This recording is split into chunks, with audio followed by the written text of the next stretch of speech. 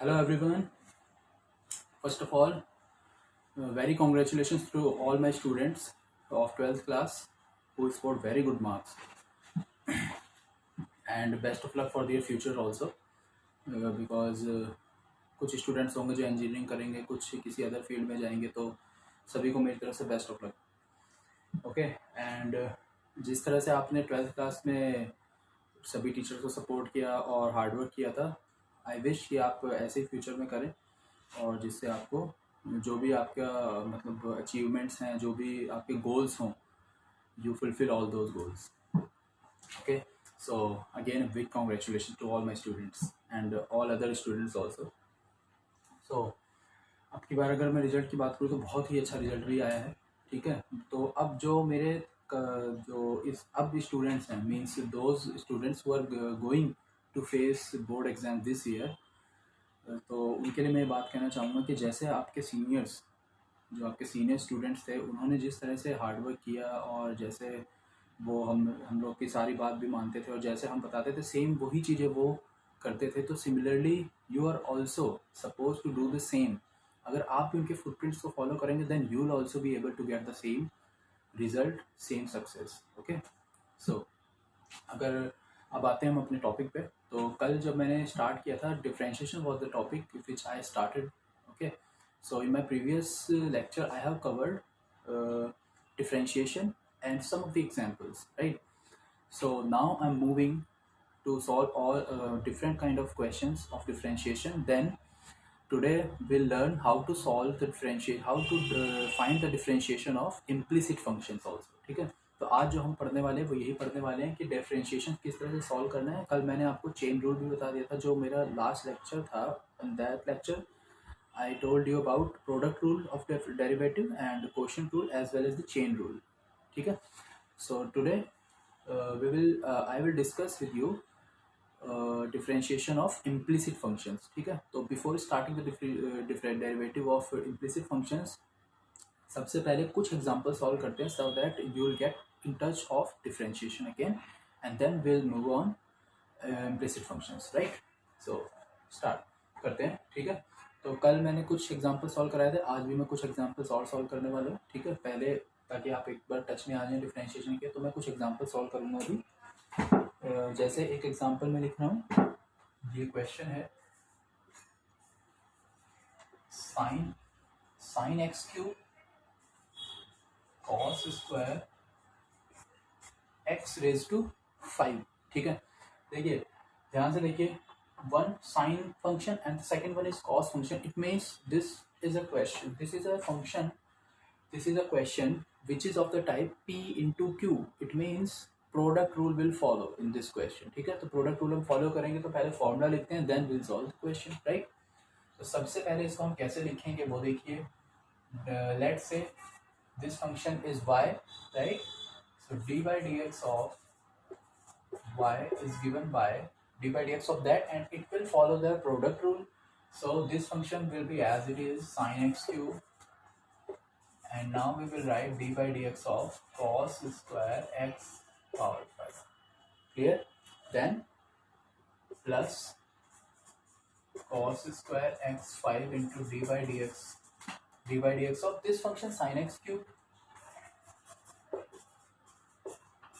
Okay, in this manner we'll write the formula. Okay, and you can mention the formula here as well. Okay, now sin x cube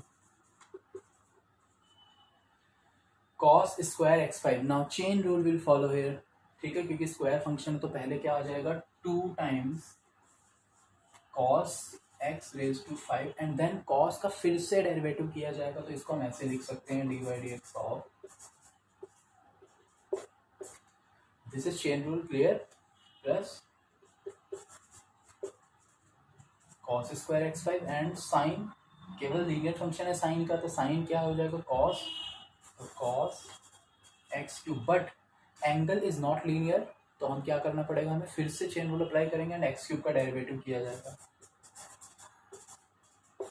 like this. Okay, now 2 sin x cube cos x raise 5 cos x5 means sinus minus sine x raise to 5, and अब हम x की power 5 का भी derivative करने वाले हैं, तो D by D x of, ठीक है। देखिए ये प्रॉपर तरीका है जिस तरह से आप सॉल्व करेंगे स्टेप बाय स्टेप, ओके। क्योंकि स्टार्टिंग में आपको सीखना है तो इसलिए मैं ऐसे बता रहा हूँ, फिर आप जब एक बार सीख जाएंगे फिर आप बहुत इजीली क्वेश्चन को फाइंड आउट कर पाएंगे, राइट। और क्योंकि बोर्ड एग्जाम में पूरा हमें स्टेप बाय स्टेप मेंशन करनी होती है, तो हम इसी तरह से ही सॉल्व करेंगे, okay. Plus cos square x5 cos x cube, okay, and now x cube का derivative 3x square, okay, clear. Now in this one -2 sin x cube cos x5 and sin x5 and 5x की power 4, clear. तो यहाँ क्या आ जाएगा, into में 5x raise to 4, right. ये कौन सा फॉर्मूला है, x की पावर n जिसका डेरिवेटिव होता है n x की पावर n माइनस 1, राइट। और बाकी सब फॉर्मूले मैंने ऑलरेडी डिस्कस किए हुए हैं आपके साथ। Plus 3x square cos square x5 and cos x cube, okay, ठीक है। यहाँ पे 5 इंटू 4 माइनस 5 इंटू 2 है, sorry, -10 sine x and x power 4, then sin x cube cos x power 5 sin x power 5 plus 3x square cos square x की power 5 and cos x, ठीक है। So this is our answer, clear. ज़्यादा से ज़्यादा इसको और simplify क्या किया जा सकता है, X square can we take X square common, बस ये हो सकता है। और cos x की पावर 5 भी एक फैक्टर कॉमन आ सकता है, ठीक है। तो जो पार्ट कॉमन आ सकता है उसको आप कॉमन लेके भी लिख सकते हो, और सिंप्लीफाई अगर करना है तो हम इसको ऐसे लिखेंगे, फिर एक्स स्क्वायर कॉमन है और cos स्क्वायर x5, यहाँ cos x5, फिर cos x की पावर 5 भी कॉमन आ जाएगा। अब ये क्या बच जाएगा यहाँ से, -10 और एक्स स्क्वायर भी, क्योंकि एक्स स्क्वायर ही कॉमन हुआ है, -10 एक्स स्क्वायर, यहाँ से साइन एक्स क्यूब, ये टर्म कॉमन आ चुका है तो ये ही टर्म बचेगा केवल, okay. Then plus 3 because x square is common, cos square x5, but the one power only was common, so one power will be left here, cos x5 and this term. So now this is a simplified answer. इससे ज़्यादा simplify ये question का answer नहीं हो सकता, तो this is the answer. देखिए derivative में यही होता है कि हमें ये नहीं पता लग पाता कि हमारा आंसर मैच करेगा या नहीं करेगा। आपका आंसर जरूर मैच करेगा, आप एक तो स्टेप बाय स्टेप फॉलो करें, और means your answer would be the step after that you are not able, means only not you are, nobody is able to solve more steps, ठीक है। जैसे इसके बाद, अब इसके बाद क्या और कुछ इसमें कॉमन लिया जा सकता है और इसको सॉल्व किया जा सकता है, जी नहीं, बिल्कुल नहीं कर सकते। ये सबसे सिंपलेस्ट फॉर्म है, and with the last simplest form will be your answer, ठीक है। तो ये चीज़ याद रखनी है। तो इस तरह से हमने ये क्वेश्चन को सॉल्व किया है, ठीक है, ओके, सिंपल है। डेरिवेटिव डिफरेंशिएशन बहुत इजी है, डिफरेंशिएशन को अच्छे से समझेंगे तभी आप इंटीग्रेशन चैप्टर भी कर पाएंगे, अदरवाइज इंटीग्रेशन में आपको बहुत प्रॉब्लम होगी फिर, ठीक है। तो ये मैंने एक एग्जांपल सॉल्व कराया, कुछ क्वेश्चंस और करते हैं अभी।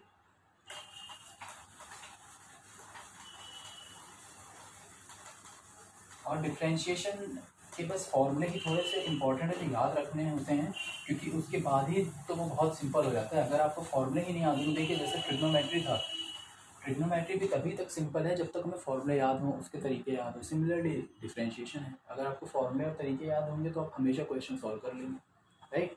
एक और एग्जांपल मैं ले रहा हूँ यहाँ पे सॉल्व करने के लिए।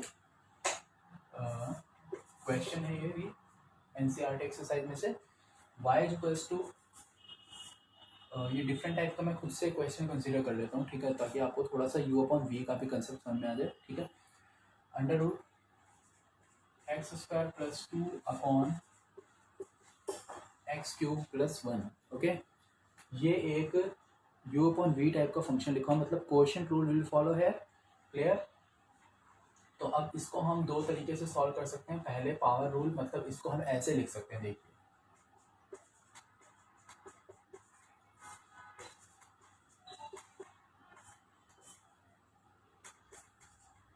इस तरह, ठीक है। और अब हम यहाँ पे चेन रूल फॉलो कर सकते हैं। एक तो ये तरीका है, और दूसरा तरीका क्या है, इसको न्यूमरेटर और डिनोमिनेटर में एक्सप्रेस करें और फिर उसका अलग अलग डेरिवेटिव करें, ठीक है।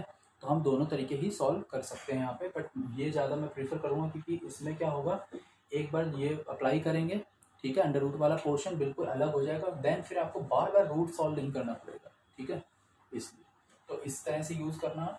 अब हम y को डेरिवेटिव करते हैं तो कितना आ जाएगा, dy/dx, और यहाँ हमें क्या करना पड़ेगा, फॉर्मूला यूज़ करेंगे तो इसका डेरिवेटिव कितना हो जाएगा, पावर पहले मल्टीप्लाई हो जाएगा पावर, और x² + 2 ओवर x³ + 1 की पावर हो जाएगी 1/2 - 1। कौन सा फॉर्मूला यूज़ किया तो मैं यहाँ पे लिख भी देता हूँ उसे, dy/dx of x⁻n is nx⁻n - 1। This formula ये फॉर्मूला हमने यूज़ किया है। और अब ये तो डेरिवेटिव हो गया है इसका, अब इसका चेन रूल की वजह से क्या आएगा साथ में, dy/dx of x² + 2 over x³ + 1। Clear, इस तरह से हम लिखेंगे।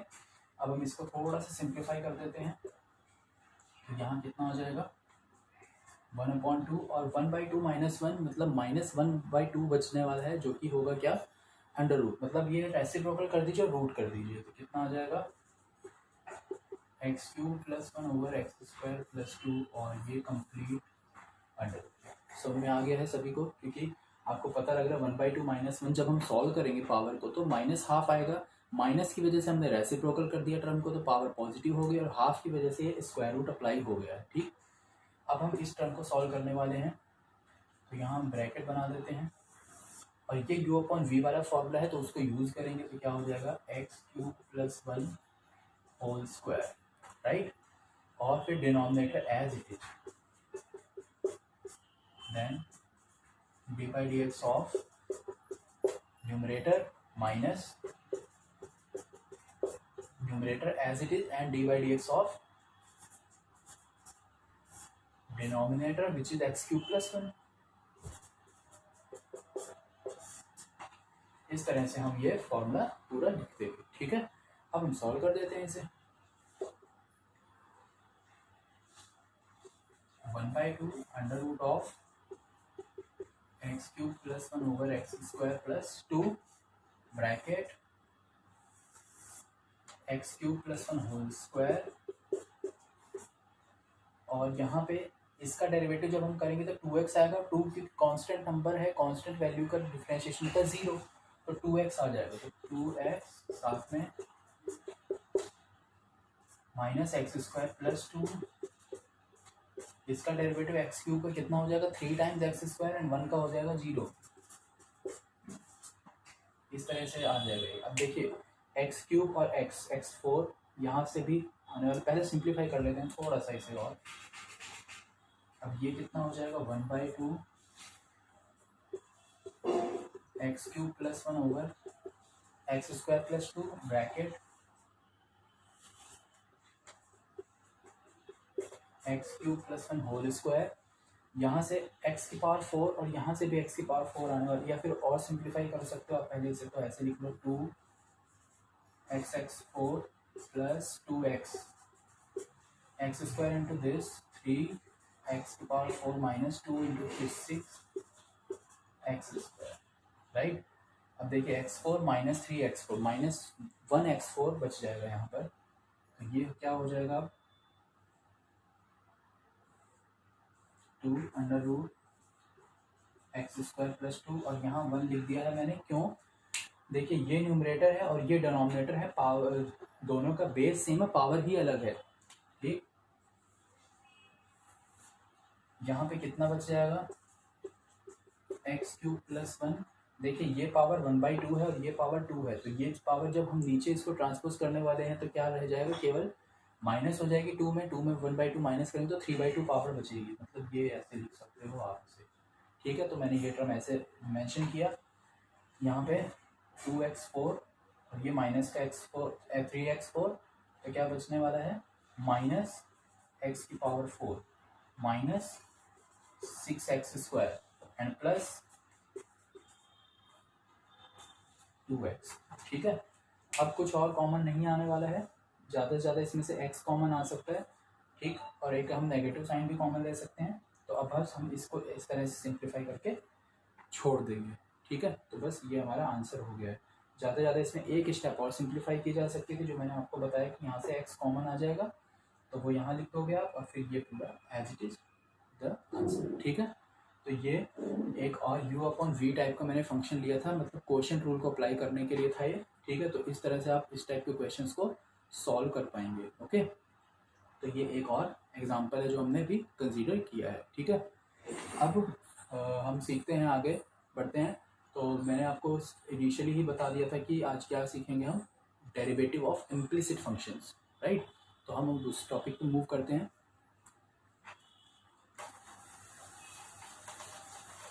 इम्प्लिसिट फंक्शन मुझे लगता है एक बिल्कुल न्यू वर्ड है आपके लिए, राइट। इम्प्लिसिट फंक्शन मुझे लग रहा है बिल्कुल ही न्यू वर्ड है। तो सबसे पहले चलिए यही जानते हैं कि इम्प्लिसिट फंक्शन क्या है।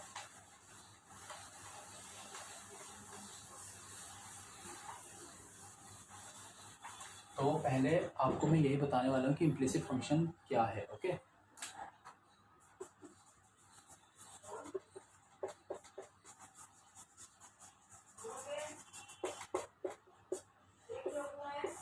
इम्प्लिसिट फंक्शन, ठीक है।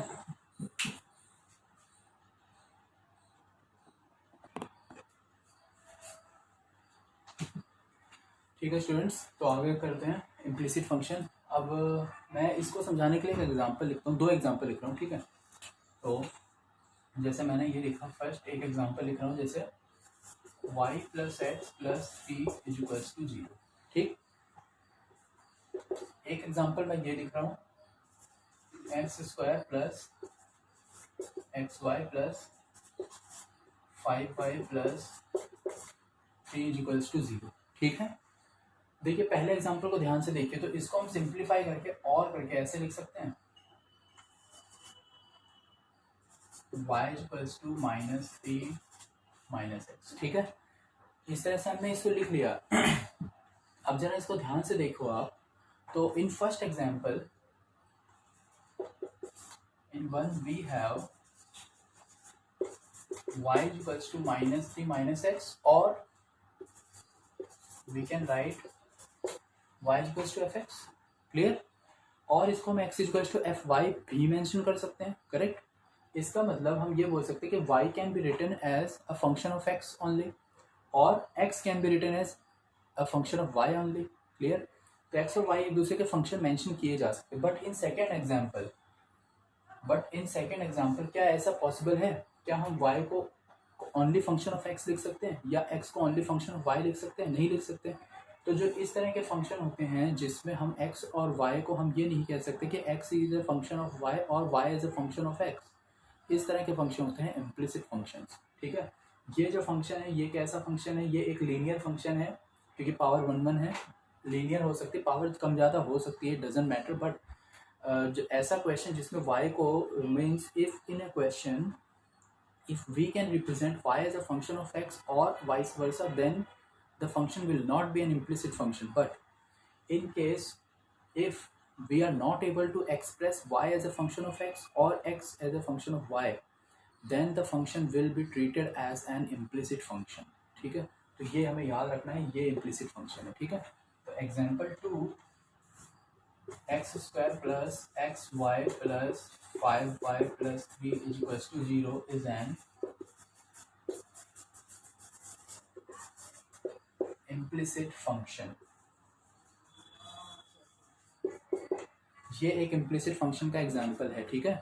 तो इस तरह के फंक्शन होते हैं implicit। अब एक चीज़ और मैं इसके साथ ही आपको बता देता हूँ, ऐसे ही फंक्शन जो होते हैं वो भी क्या होते हैं, होमोजीनियस भी होते हैं, ठीक है।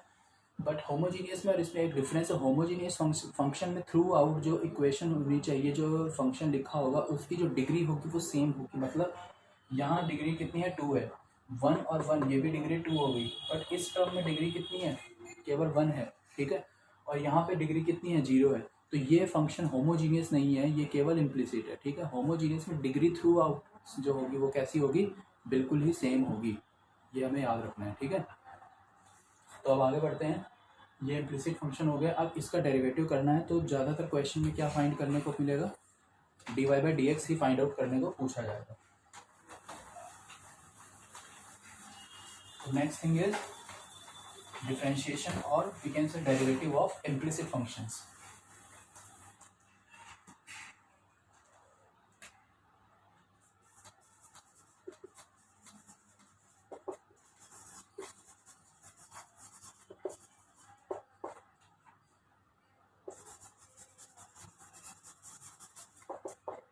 Derivative of implicit functions. Let's take an example. X square plus 5xy plus sin y plus 3xy square is equal to 0. अब देखिए इसको ध्यान से, ये एक इम्प्लिसिट फंक्शन का ही एग्जांपल लिखा हुआ है, ठीक है। हमें फाइंड क्या करना है,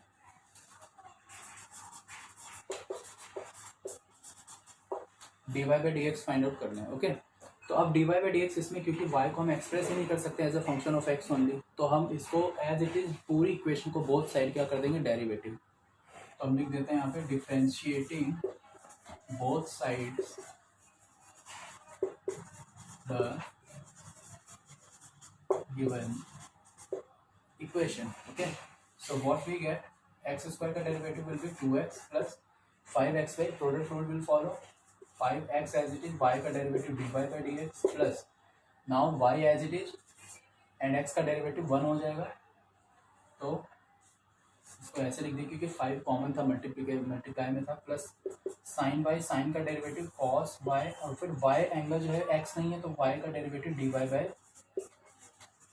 क्योंकि हम डिफरेंशिएट कर रहे हैं विद रिस्पेक्ट टू x, तो ये भी मेंशन कर देते हैं कि with respect to x, okay. ये टर्म आ चुका है, plus 3x as it is, Y square का 2y और फिर y का हो जाएगा dy by D x plus Y square as it is और x का हो जाएगा 1, और राइट साइड में 0 है, 0 का डेरिवेटिव भी 0 ही रहने वाला है, ठीक है। तो ये डिफरेंशिएशन आ चुका है। अब देखिए पूरी इक्वेशन आप ध्यान से देखो तो dy बाई डी एक्स के टर्म आ रहे हैं, तो dy बाई डी एक्स के टर्म पहले dy बाई डी एक्स को ऐसे लिखो और फिर इसमें कॉमन ले लो, तो 5 के साथ x आएगा 5x, ओके।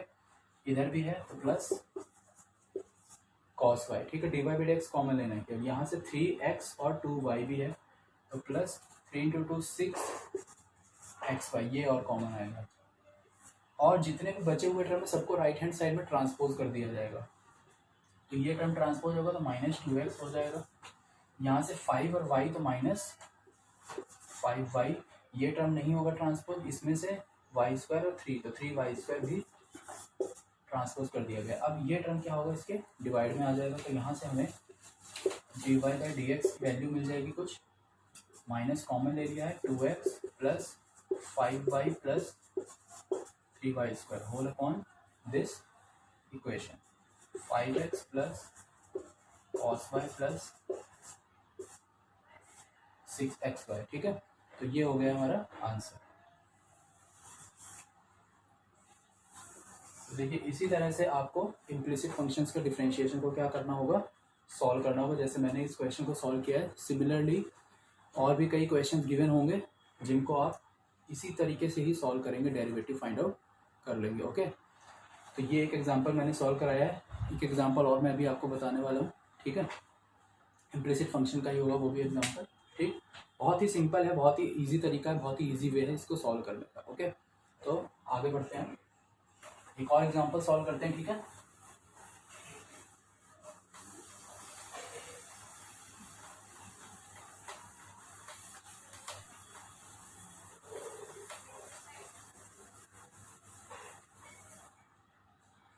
नाउ नेक्स्ट एक और एग्जांपल लेते हैं, ठीक है। Sine X Y plus x square Y plus cos X plus, इस तरह का एक क्वेश्चन लिखा है मैंने, ठीक है। सेम तरीके से सॉल्व किया जाएगा फिर से, तो differentiating both sides the given equation with respect to X, ठीक है, क्योंकि dy बाई डी एक्स ही फाइंड करना होता है। ओके, साइन, अब इसका साइन का डेरिवेटिव कॉस होता है, तो कॉस एक्स वाई, क्योंकि एंगल एज इट इज ही रहेगा। अब इस एंगल का डेरिवेटिव किया जाएगा, तो यहाँ लिख दिया, यहाँ u into v, x square as it is, y का derivative dy by D x plus y as it is और एक्स स्क्वायर का derivative 2x, okay, plus cos x का डेरिवेटिव माइनस साइन एक्स, तो यहाँ minus sine x mention कर दिया है। X cube y square again u into v plus x cube as it is, Y square का derivative 2y dy by D x,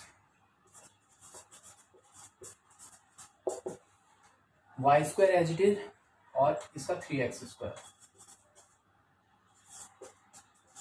तो ये इस तरह से इक्वेशन आ जाएगी, ठीक है। Again will do the same thing, what, we common the coefficients of dy by D x, right. dy by D x यहाँ पे लिख दिया हमने, यहाँ से dy बाई डी एक्स के साथ क्या आएगा, अच्छा अभी नहीं दे सकते क्योंकि इस टर्म को तो अभी हमने सॉल्व किया नहीं है पूरा कम्प्लीटली, राइट, तो अभी हम इस टर्म को नहीं लिख सकते हैं कॉमन, पहले में इसको भी थोड़ा सिंप्लीफाई करना पड़ेगा। तो कॉस एक्स वाई और साथ में x as it is, y का dy बाई डी एक्स हो गया है। देखिए कुछ जगह y dy by D x की जगह वाई डैश भी लिख देते हैं, वाई और ऊपर एक डैश लगा दिया, ठीक है, तो इसका मतलब भी फर्स्ट डेरिवेटिव है, okay, plus then y as it is और एक्स का 1 हो जाएगा, and the entire equation as it is.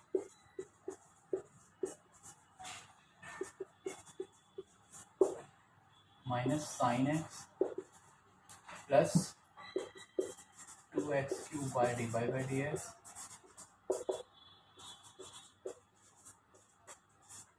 Okay, now we take dy by D x common,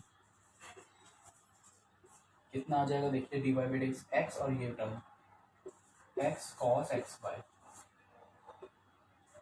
यहाँ से एक्स स्क्वायर इस टर्म में यहाँ पर है plus 2x square x cube y, okay, dy by D x common is equal to, अब क्या करना है, सभी टर्म को राइट हैंड साइड में ट्रांसपोज, ये टर्म तो minus y cos x y और कॉस एक्स वाई, ठीक, तो minus y cos x y, और ये टर्म नहीं होगा ट्रांसपोज, ये हो जाएगा माइनस 2x वाई, ये टर्म भी ट्रांसपोज होगा तो प्लस साइन एक्स, और ये टर्म, ठीक है, तो ये टर्म क्या है 3x square y square plus minus में, तो ये सभी टर्म को हमने सिंप्लीफाई कर दिया। अब क्या करना है, ये पूरा इसमें डिवाइड में आ जाएगा, तो कितना हो जाएगा dy by D x, sine x पहले लिख देते हैं क्योंकि वो ही टर्म है जो पॉजिटिव, बाकी सब नेगेटिव है।